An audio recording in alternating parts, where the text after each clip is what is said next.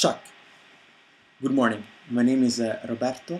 I am a 26-year-old movie lover, Savasandia.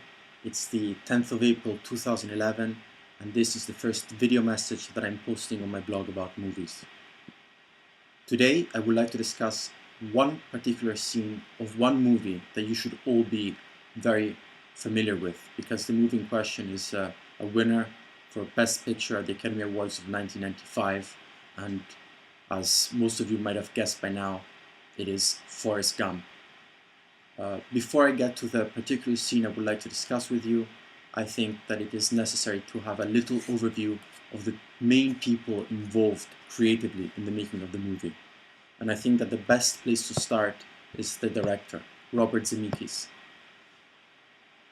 Personally, I have nothing against Robert Zemeckis, but I think that he is one of the most discontinuous and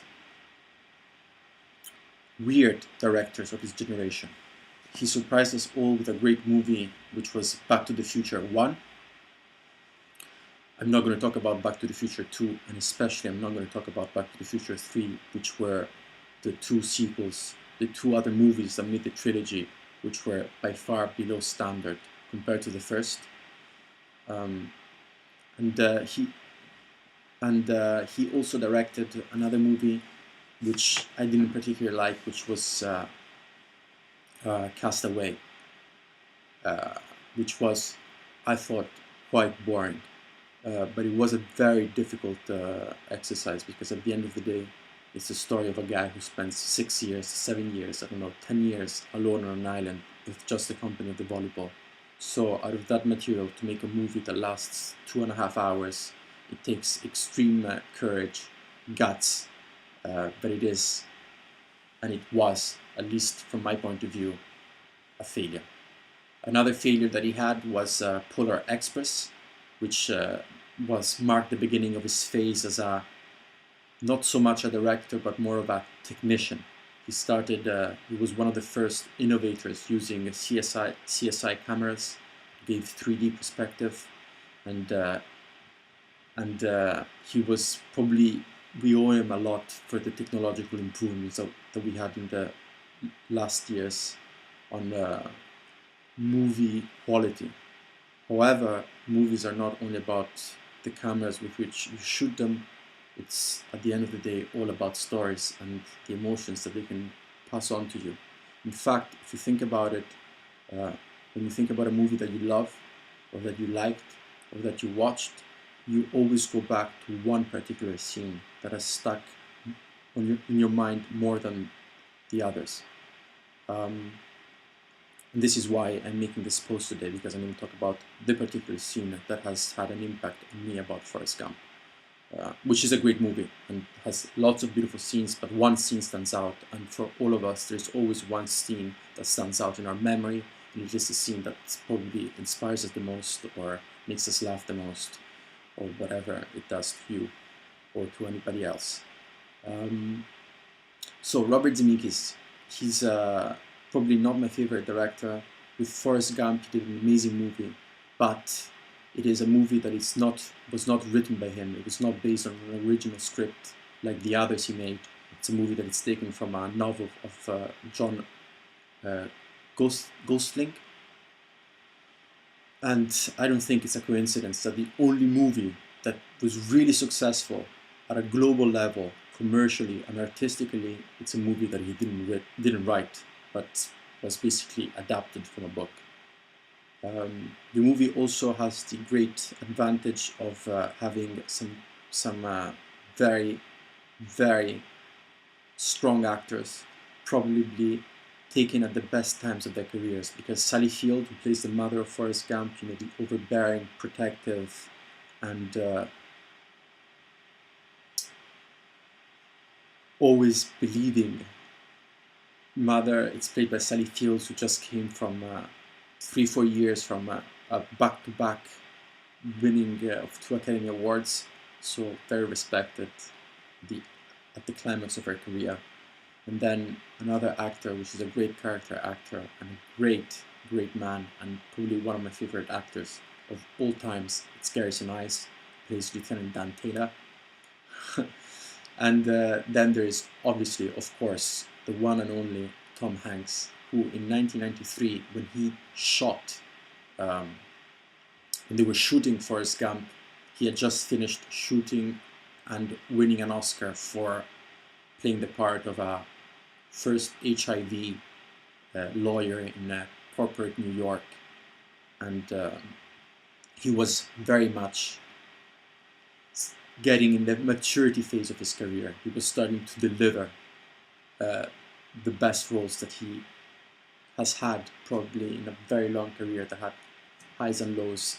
And I'm thinking about, besides Forrest Gump and Philadelphia, he also made some very cool movies, which are comedies, but at the same time they are good movies for the genre, which is Sleepless in Seattle, and he did also You Got Mail. He did Apollo 13, which is a good movie from my point of view, and he also did terrible movies like, obviously, the Dan Brown adaptations, Angels and Demons, and Pigs and Frogs, and whatever you want to call them.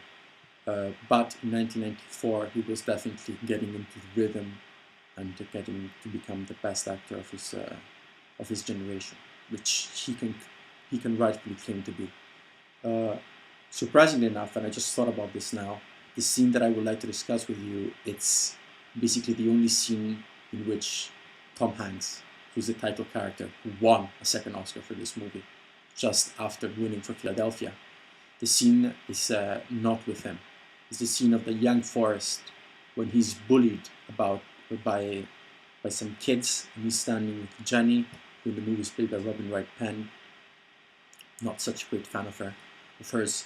And the scene in particular is when he's being bullied, and young Forrest is wearing these metal protections which are attached to his legs to help him get a better posture, I guess, when he walks, And this is a guy who lives in the Deep South. It's in late 1940s, beginning of the 1950s, and he's a little bit retarded, and he's also wearing these things on his legs. Life, it's not really smiling down on him.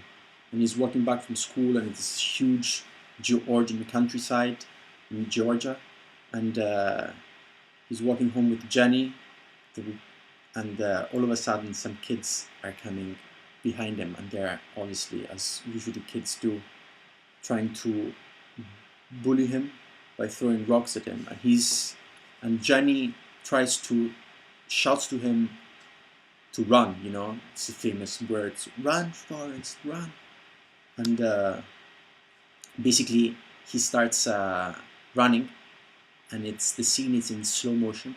It's really an amazing scene. The way it's directed, the way it's delivered, the music, the shots. It's a perfect scene because it's him running very stiffly because he can't move his legs, because his legs are imprisoned by this kind of, again, I say, metal armor, and he starts running very slowly, and he's being chased by these guys on a bicycle, which are obviously faster than him, and it's in slow motion, and then there's accelerations, and all of a sudden there's just a shot of these very skinny legs, which you feel they're entrapped into something that doesn't belong to them, and he starts pushing, and slowly this, let's say, like prisons, probably is the best way to call them, start falling apart, piece after piece, until he's completely free, and he, as he likes to say, runs off like the wind. I think this is the one scene I wanted to discuss with you about Forrest Gump, and I think it's a great scene, and it definitely made the movie a great movie for me. Hope you had fun. This was the first video message, so I'm gonna get better. I promise. Bye.